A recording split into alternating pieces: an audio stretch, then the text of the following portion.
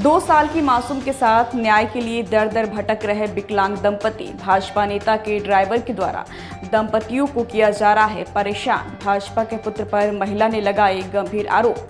धमकी देते हुए गाली गलौज करने का लगाया आरोप। आसरा आवास के कमरा नंबर 1 में पीड़ित कर रहे हैं निवास। कॉलोनी से कमरा खाली कराने में आमदा है पालिका अध्यक्ष के पुत्र का ड्राइवर। महिला का कहना है कि भाजपा की छवि खराब कर रहे भाजपा नेता के पुत्र।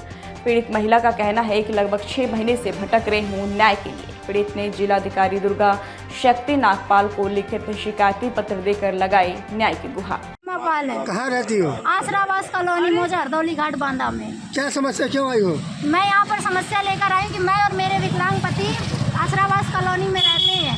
उनकी कॉलोनी में कब्जा कर लिया गया सीरियल नंबर चेंज करके, और उसी ब्लॉक के 2 और कॉलोनियों में कब्जा कर लिया गया और पैसे में बेच दी गई। आपका कितना नंबर है? कमरा नंबर 1। हमारा कमरा नंबर 1 है, उसको पोत करके 3 बना लिया गया, जो उसके आवंटन में आवंटित। किसने कब्जा कर लिया?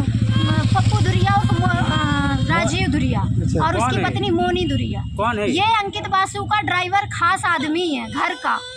वो ऐसे कहता है, अंकित बासु भी सपोर्ट करता है। उसके पास भी गए हम कि आप गलत कर रहे हैं, तो उसने मुझे कैरेक्टरलेस बोला कि तुम कैरेक्टरलेस हो। कौन कह रहा है? अंकित बासु ने, कि तुमने उस पे झूठा मुकदमा लगाया हुआ है। वो कौन होता है ये कहने वाला कि मैं कैरेक्टरलेस हूँ या मेरा मुकदमा झूठा? भी कोर्ट ने फैसला भी नहीं इस चीज का किया है, तब भी वो इस तरीके के बयान दे रहा है, बढ़ावा दे रहा है अपने आदमी। उसे बढ़ावा दे रहा है, उसकी औरतों को बढ़ावा दे रहा है। उसकी औरत इतनी बुरी बुरी गालियां देती हैं, मुकदमा दर्ज होने के बावजूद गाली गलौज करती हैं, क्योंकि जानती हैं मौके में चल कुछ के नहीं है। देख लीजिए। इस वजह किसी से शिकायत करी है?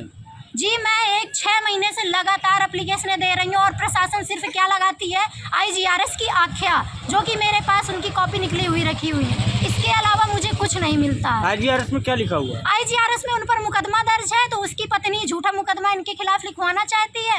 बाकी सजा उसमें 7 साल से कम है, इस वजह से हम उसकी गिरफ्तारी नहीं कर पाते हैं। ये कह रहे हैं सारी प्रशासन। न्याय नहीं मिलता तो आप क्या करेंगे? न्याय नहीं मिल रहा है, मैं अशोक लाट में धरना करूंगी। आमरण अनशन में 3 लोग हैं मेरे परिवार में, सिर्फ मेरी 2 साल की बच्ची, मेरा विकलांग पति और मैं उनका। जी नहीं, मैं विकलांग नहीं हूँ, मैं उनका सपोर्ट करती हूँ, मैं उनके साथ हूँ। मैं उनके साथ आमरण अनशन में बैठूंगी, क्योंकि प्रताड़ित उन्होंने वैसे भी कर रखा है। इससे अच्छा मैं यहीं पर बैठूं, पर मैं न्याय की गुहार लगातार लगाती रहूंगी। 400 पार मुद्दे को घटा रहा है, दिव्यांगों का वोट कम नहीं है। हरकत करके अपने पार्टी वोट कम कर रहा है, अपने भाजपा के कार्यकर्ता कम कर रहा है, भाजपा का सपोर्ट कम कर रहा है, सिर्फ एक ब्लडी ड्राइवर के लिए और कुछ नहीं, जो कि वो झूठा है, 1 नंबर का कैरेक्टर। अंकित बासु का ड्राइवर। अंकित बासु कौन है?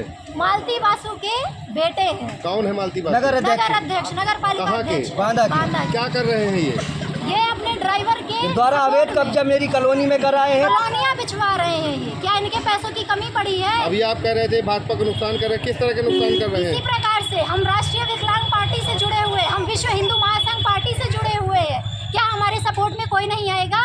जब हम धरने में बैठेंगे तो क्या कोई हमारी नहीं सुनेगा? मुख्यमंत्री से किस तरह की मांग कर रही हैं आप? मुख्यमंत्री से हम मांग कर रहे हैं कि हमारे खिलाफ एक्शन लिया जाए।